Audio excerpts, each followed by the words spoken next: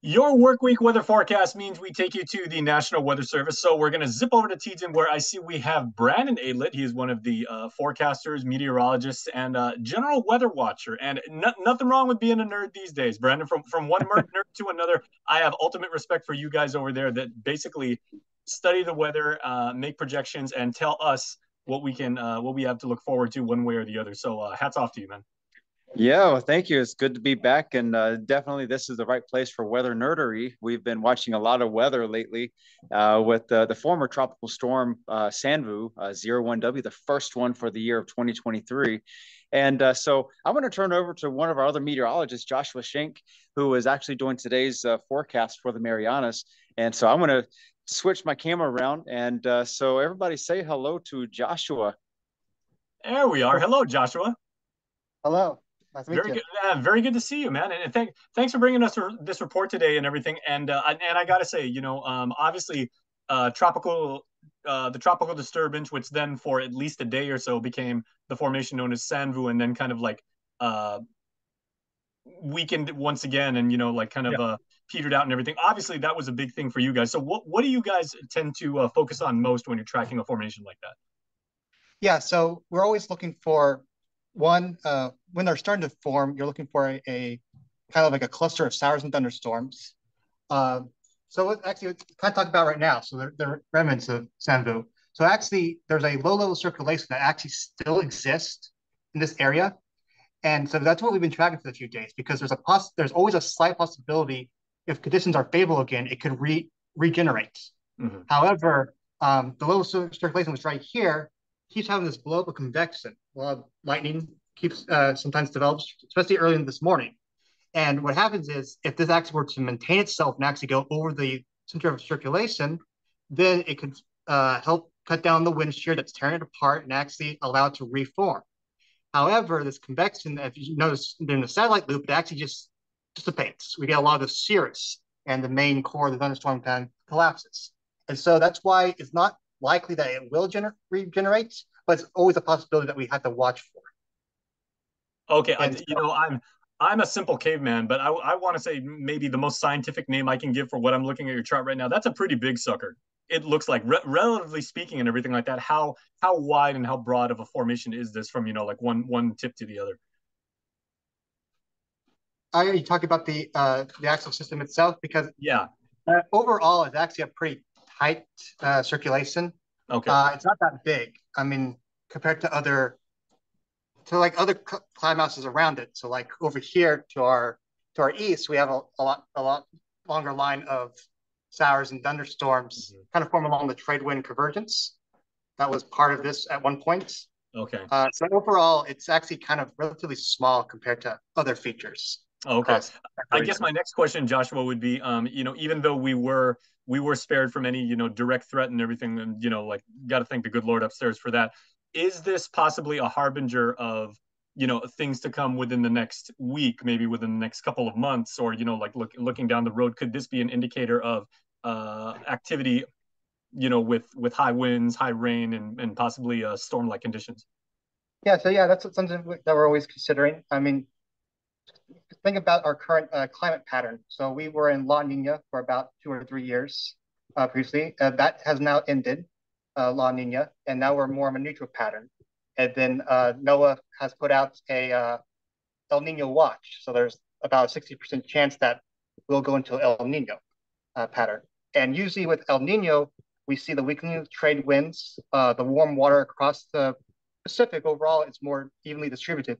And so a lot of times we'll see more development closer to like Chuuk State or even to the Republic of the Marshall Islands. And that's where we kind of watch for formations of anything that might come to us because that gives it time to develop, just to form, to develop, and strengthen as it moves towards the Marianas, as it eventually starts to curve toward the northwest and then eventually move through.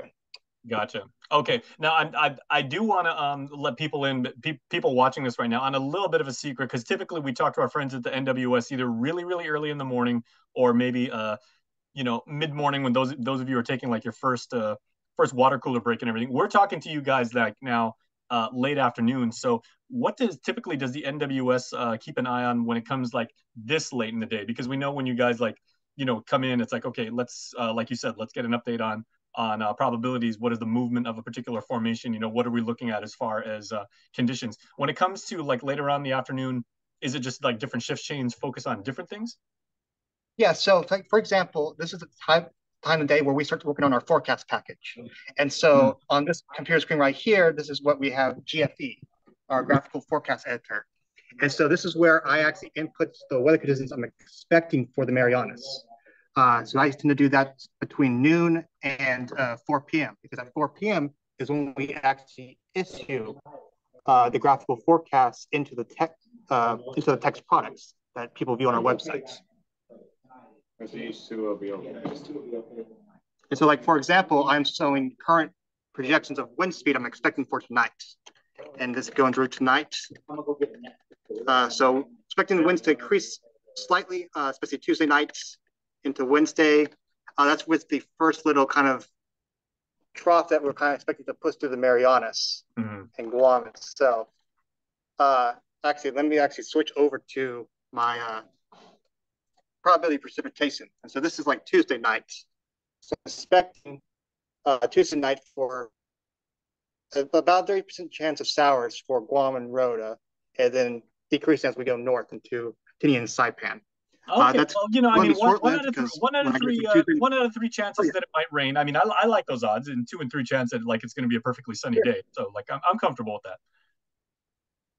Yeah, and so for now, in the short term, we're not expecting a high chance of rain. That's kind of looking more towards Friday and this weekend, and that's because the remnants of Sambu is expected to kind of near the Marianas at that time.